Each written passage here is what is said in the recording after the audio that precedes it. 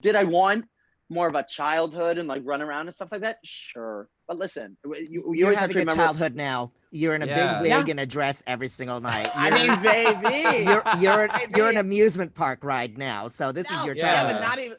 not even that, but jokes on her because I turned into dressing up like her as a career. Hello, a I mean, moneymaker.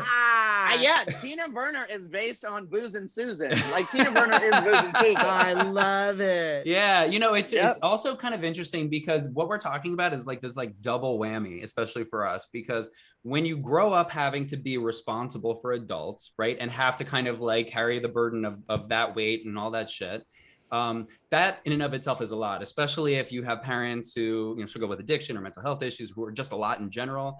That's a lot. That takes a huge toll. But on top of it too, it really kind of lends itself as an opportunity for us as queer people to be able to hide even more. Because so long as we're investing our attention and energy into somebody else, then it's kind of we're like doing a song and dance and nobody's looking what's behind the curtain, behind that beautiful red glittered curtain, you know? I mean, So... baby, I'll show you. It Oh, might there we take go. it. Oh, full reveal, disclosure. reveal. So you know, you but s- so there's a lot of, because so there is a lot of strength that can come from that, in the sense of being really aware, being really empathetic, being plugged into kind of what's going on around us.